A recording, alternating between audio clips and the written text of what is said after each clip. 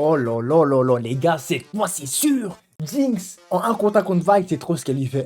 Le mec veut pas lâcher des voix, ça fait 2 semaines que tu te suis, frère. Et au cas où je précise, je parle sans gadget, sans âme, rien. Comme elle l'a dit, un bien, pur et dur. De toute façon, vous avez vu comment la séquence, les gars, elle lui a laissé aucune chance. Enfin, là n'est pas le sujet, les gars. Aujourd'hui, on se trouve pour une petite review des familles. Ça fait longtemps que j'avais envie de faire des reviews en fait sur différents sujets. En parallèle des vidéos un peu plus travaillées quand la vidéo d'Eric Idle qui est déjà sortie. Et étant donné que je suis grave dans le mood arcane en ce moment et qu'en plus on est au port du dernier arc, et bah j'avais envie de vous parler des 3 derniers épisodes qui sont bien évidemment, je pense qu'on est tous d'accord là, 3 meilleurs épisodes qu'on a eu depuis le début. Genre vraiment c'est le meilleur acte. L'acte 5 est le meilleur acte de tout ce qu'on a eu dans Arcane et on en a eu des bons trucs dans Arcane. Alors commençons d'abord par l'épisode 4. L'épisode 4 fait directement suite aux événements qui sont passés dans l'épisode 3 où Jinx est un peu devenu le héros, le leader de la révolution de zone, bref l'emblème, t'as capté. Mais ce qui est intéressant avec ça c'est que c'est pas vraiment négligé, c'est pas fait à la va-vite. Et surtout, c'est pas tangible en fait. Genre ça va pas simplement être une histoire de Jinx versus les grands méchants de Piltover. En fait Jinx elle va être contrainte de faire ce qu'elle fait, mais parallèlement comme d'habitude dans Arcane, et bah il y aura toutes les trames qui vont se dessiner. Caitlyn est en train de se faire pisser dans le cerveau par Ombressa, Warwick qui va enfin sortir de son trou, et Singed, on sait pas trop ce qu'il veut hein. Parce qu'en fait Singed au début, il nous fait croire que Warwick va nous sauver, enfin va les sauver, mais au final quand Warwick est venu, bah il n'est pas sorti de prison tu vois, genre c'était un peu bizarre, un peu spécial. Jinx comme d'habitude les gars en scène de combat c'est extraordinaire. Les gars j'espère vraiment qu'ils vont nous faire un rework de Jinx, ce personnage là n'a rien à faire en ADC, en vrai on s'en fout de son minigun et de son bazooka, même elle s'en fout dans la série. Le personnage est trop rapide avec le buff Shimmer, il est trop fort en combat rapproché, et juste un petit pistolet ça suffit hein. L'épisode est cool parce que pour la première fois on tourne vraiment quasiment toute l'intrigue sur Jinx, mais pas dans le sens où faut attraper Jinx, Jinx elle est folle, patati patata, ça on l'a vu pendant 9 épisodes, même 12 épisodes en vérité. Cette fois c'est le côté Jinx elle est humaine, Jinx elle a des sentiments, Jinx elle a quelqu'un à protéger, Jinx c'est la grande sœur. Ça y est Vi c'est sur le côté, elle a eu 12 épisodes pour essayer de briller, elle a pas réussi. Maintenant c'est à la nouvelle grande sœur de la série de faire son taf de grande sœur. Vous savez comment ça finit mais bon, on y regarde. Et la fin de l'épisode les gars, de toute façon les fins de l'épisode de Arcane, ils sont magnifiques.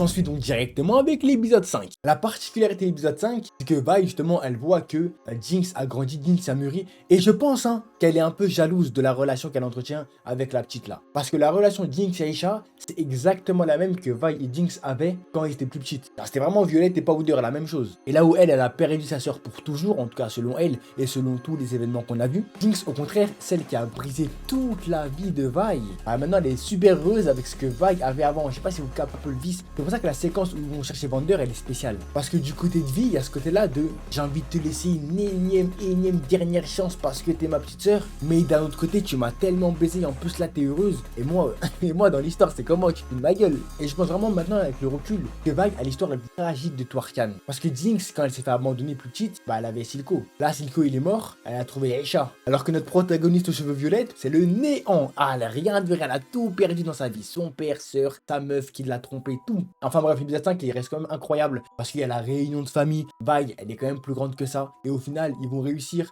à raisonner le Warwick, raisonner Vander. C'est ton père à toi aussi.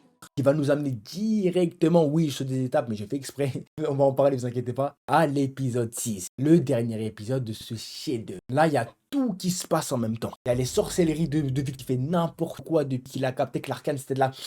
Ah, c'était de la bonne, hein. Il y a Caitlyn et Ombressa qui préparent une attaque, mais Caitlyn, elle commence à capter qu'Ombressa, elle lui bouffe le cerveau et qu'il serait temps de réagir. Attends juste l'opportunité. Opportunité qui va être donnée par Vi, qui va encore une fois perdre en 1 contre 1 au corps à corps contre un Adekari. Et là, ça commence à faire beaucoup trop de son CV, mais vers la pressing Vi, elle a beaucoup souffert.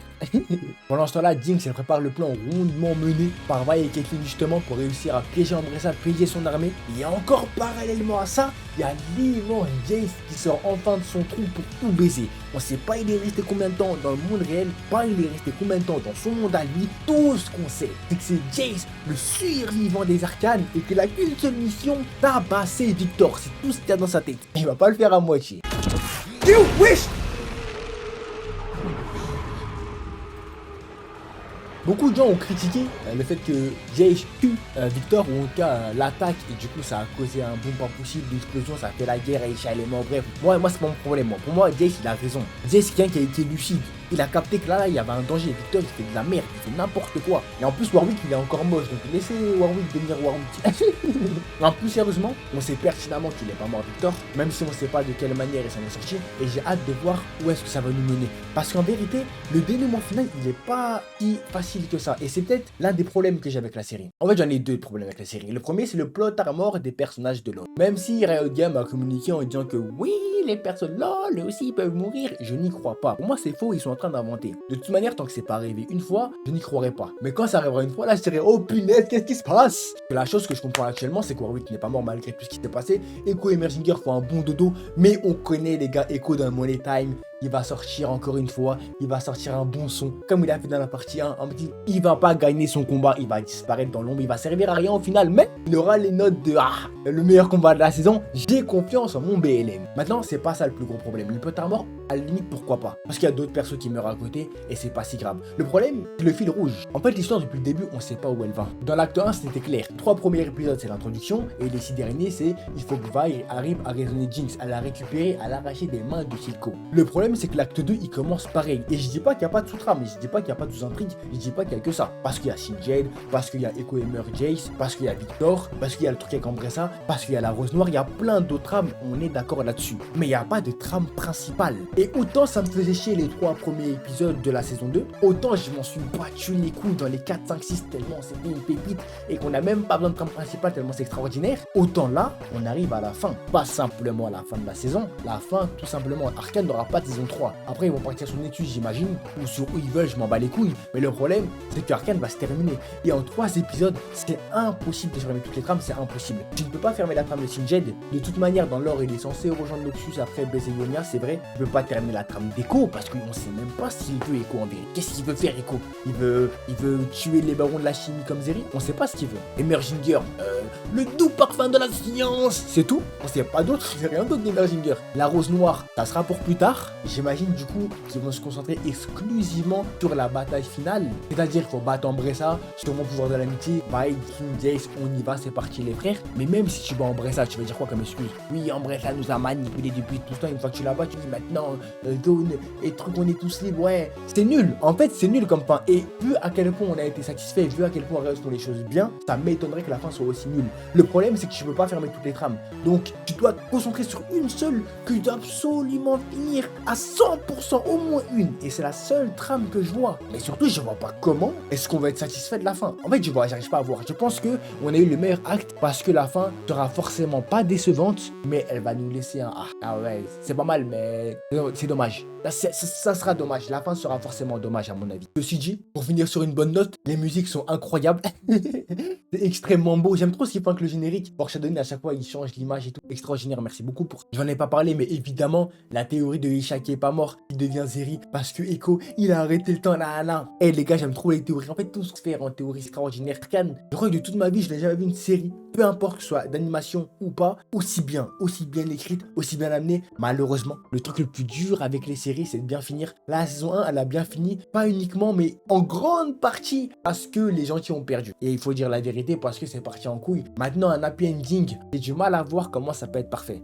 Ceci dit, de toute manière, à la base, je ne m'attendais pas à avoir un happy ending dans Arcane. Mais on sera quand même, tu vois, il y aura un peu de soulagement pour les personnages. Je pense que Vi a assez souffert. Je pense que Vi aura enfin un compte qu'elle va gagner après 14 épisodes. Elle va enfin le faire. Même pas 18 épisodes, sa mère. Je pense qu'à la fin, on va nous montrer des personnages tels que Twitch, tels que Renata, juste pour nous faire bander des petits trucs de oh, regarde. Même Zeri, on va nous la montrer. Je pense pas que ce soit la Aisha en vrai, je sais pas. Même si j'en sais rien, je pense que ça sera juste des petits easter eggs en fait pour nous appâter. Mais dans tous les cas, même si la fin sera pas parfaite, d'ailleurs j'ai beaucoup de problèmes avec vous, notamment à cause de League of Legends. Mais pour Arcane, une fois, je vais être obligé de sucer et je vous dirai merci. Voilà. C'était très dur de reconnaître, mais là, Riot, c'est la série extraordinaire. J'ai hâte de la fin, même si je pense que être déçu. J'ai trop envie de vous retrouver dans une semaine, vous dire ouais les gars, la fin c'était une folie. J'ai trop envie, hein. Mais on verra bien comment ça va se passer. Dites-moi en commentaire les gars ce que vous attendez de la fin d'Arcane, si vous avez kiffé les épisodes, quel est votre acte préféré, votre personnage préféré. Dites-moi tous les frères. On se retrouve samedi les gars en live K2SAD pour aller regarder la fin de ce chef-d'œuvre. Mettez des pouces bleus les gars, abonnez-vous. J'ai la prochaine les gars pour une prochaine vidéo sur allez, ça marche pas la miniature. Salut YouTube, salut les gars, ciao.